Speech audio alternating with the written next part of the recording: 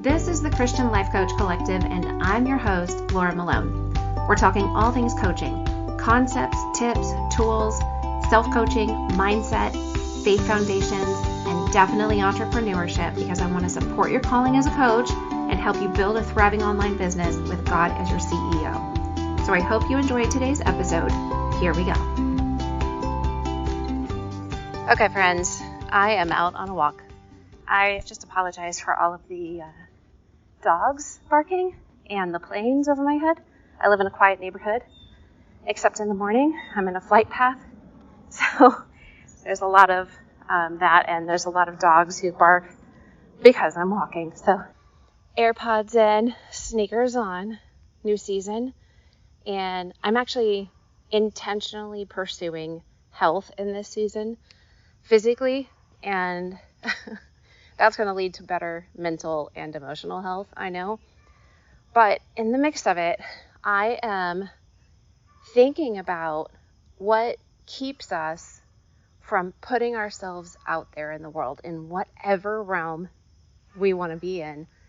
And as I'm thinking about this, because of some situations, some clients, and some things in my own life, I kind of thought of, like, what are the top things that I feel hold us back and keep us from putting ourselves out there. And the first one I would say is a fixed mindset instead of a growth one. Like actually considering that something is the way that it is, or needs to be a certain way, or you cannot change, or the world cannot change around you. Whatever it is that keeps your mind and your thoughts on something staying the same, or something supposed to be the way that you say it's supposed to be, as opposed to getting curious and having a growth mindset.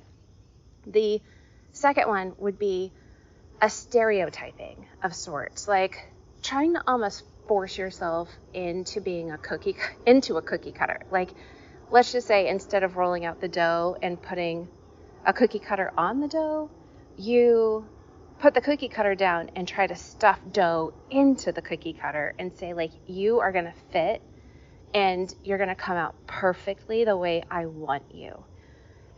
Like, no teddy bear of mine is going to lose an ear in this baking process. You know, no star is going to lose a tip. And it's like trying to shove yourself into a cookie cutter and saying there's a stereotype of the type of, like, the person that you think you're supposed to be in order to put yourself out there and do what you're called to do, or try something new, whatever it is.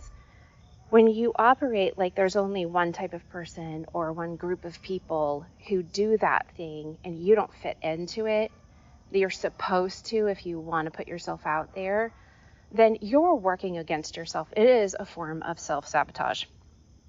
Of course, I have to bring up perfectionism, because perfectionism is always going to keep you from putting yourself out there.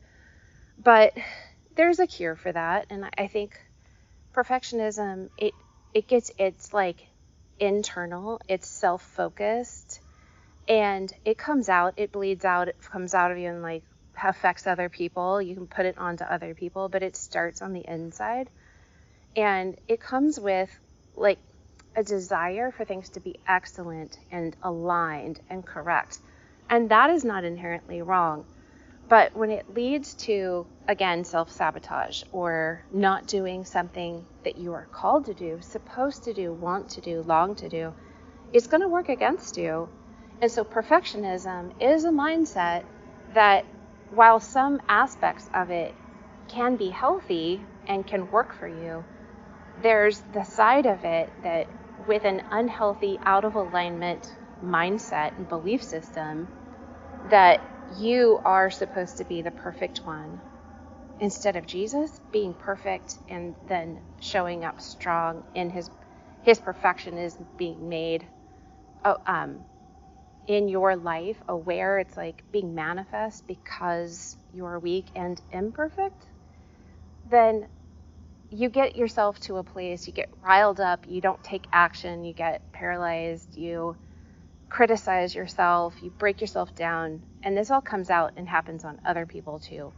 And then you see the fruit of that and you can tell yourself, like, see, I'm not perfect yet, so I can't tell people what the dream in my heart is because I'm a hypocrite, or whatever the thing is. Perfectionism will work against you. But I encourage you to turn that over to the Lord and say, you are my perfection, and you are my all in all. I am not my savior. You are. So show up in my life, Lord. I'm surrendering my perfectionism. Please begin this process of transformation for me. Imposter syndrome is another one, and it kind of flows with perfectionism a little bit, and also the stereotype. Thinking that you are going to be somehow exposed as a fake in whatever, industry or job or neighborhood you move to, wherever it is. Thinking that you're not what everybody else thinks that you are has less to do with them and more to do with what you think about yourself. So what do you need to do internally? How do you need to work on your own belief system and your own paradigm to manage what you believe about yourself and who you believe you're supposed to be, or who you think you want to be, but you don't think you are yet? This is all kind of strengthening the foundation of the imposter syndrome. And honestly, I think every new level, every new place you go, there's some level of imposter syndrome that hits all of us. It might not ever just go away, but it's like fear. It might keep coming back in your lifetime, right? But you can find tools and manage yourself, your thought life, and lead yourself well so that it doesn't have so much strength of effect for so long in your life when it does arise, because you know how to deal with it and you know really where it's coming from. So you have some power to take care of it. I'm going to also say choosing insecurity.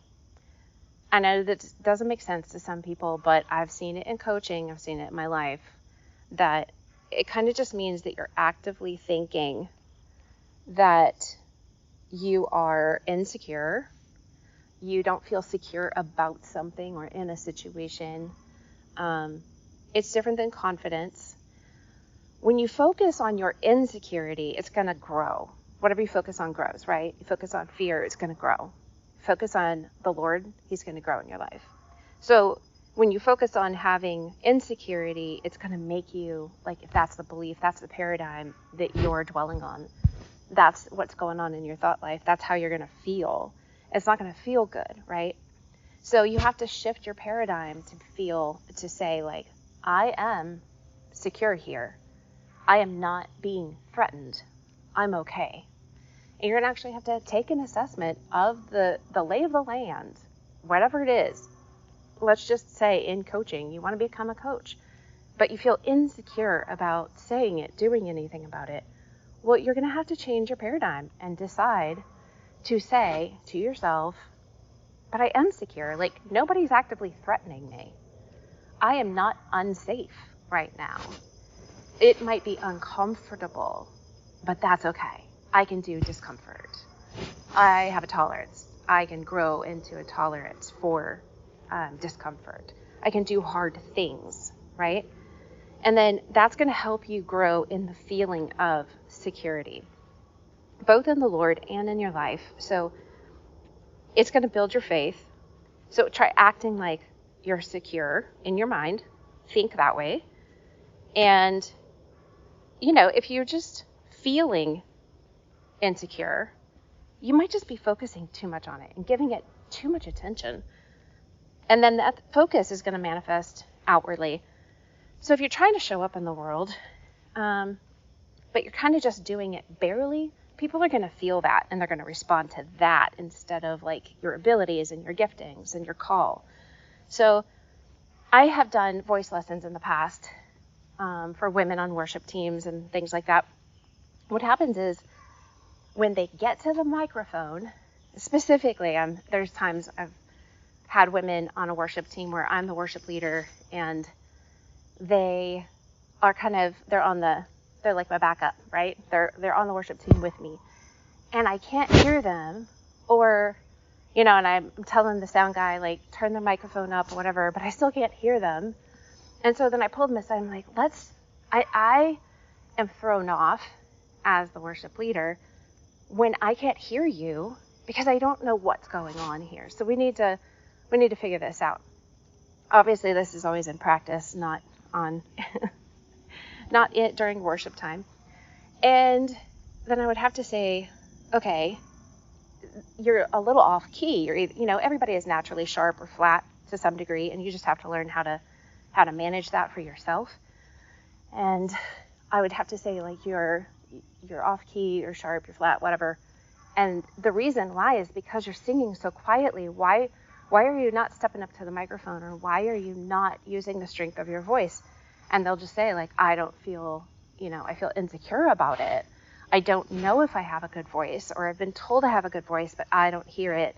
And I will literally say, I need you to sing very loudly, because I need to hear what you sound like, but I need you to hear what you sound like when you sing loudly.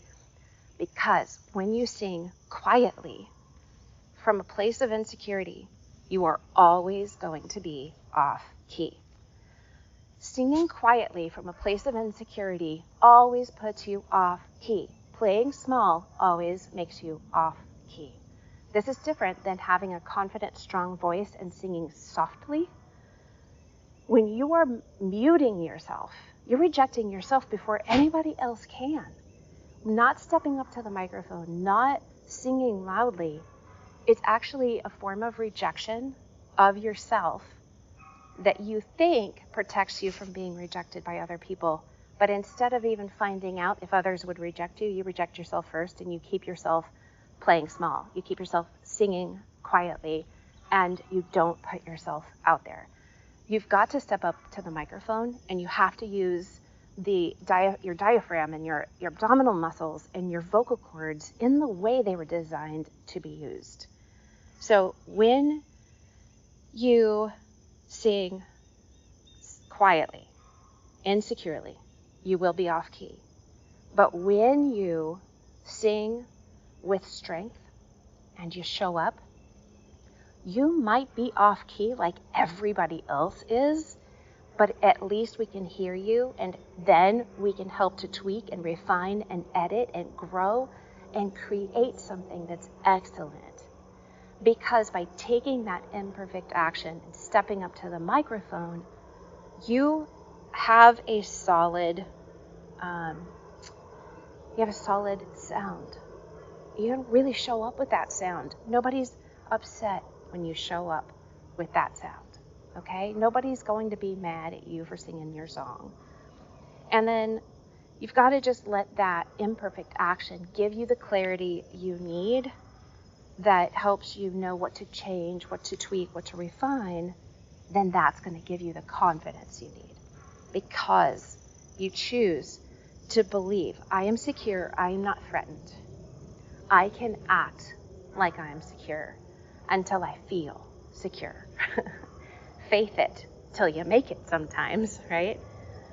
Okay, so I'm saying all of that because, like I said, from some clients recently, but also in my own life, I've just been having situations that I'm like, wow, there's really some major things that keep us from doing what we are called to do. And I hate to see that. If the enemy can keep you discouraged, he'll keep you from taking action. If you feel fear, you're angry, you feel ashamed, you're still going to take action from each of those feelings. But discouragement, when you think things, when you believe things that lead you, and this is like when you partner and agree with the lies the enemy wants to tell you, and in discouragement, you feel discouragement, that is going to lead to inaction. That's the action in the pearl practice. If your paradigm is that you are, not enough, and it just makes you feel discouraged, then the action is going to be inaction. You're going to do nothing. And when you do nothing, you get no results. You get negative results. That doesn't create a legacy anybody wants. So if the enemy, it's like his favorite tool, if he can keep you doing nothing, if he can keep you playing small and not putting yourself out there because you're discouraged, then he's like that roaring lion that's running around trying to lie, kill, steal, devour you. Like, he's winning.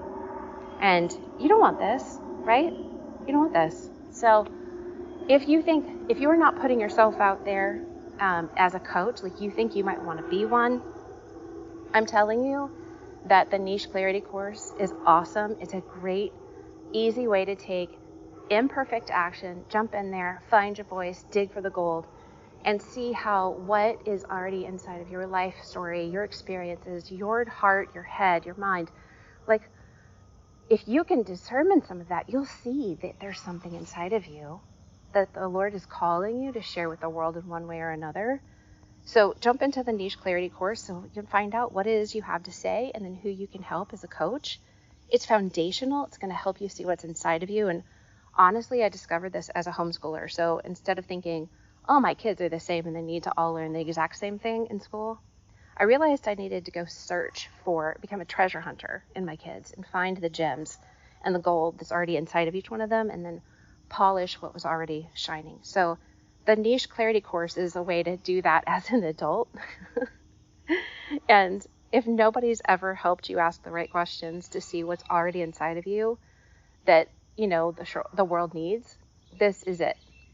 Even if you're just trying to start a business, ministry, a nonprofit, and not be a coach, this course can really help you discover who and what you're called to. And it's about the calling on your life and getting clarity about the message within you that you're called to share with the world, whether it's service-based work like coaching, leading, pastoring, or helping people in some way, or even if you want to create a product-based business, the Niche Clarity course can help you find what is already in you that's just waiting to be created externally in the world. So yes, it's designed specifically for coaches, but it's really valuable for anybody. And I would love for my kids to go through it at some point when they are choosing to do it instead of because mom told them, right?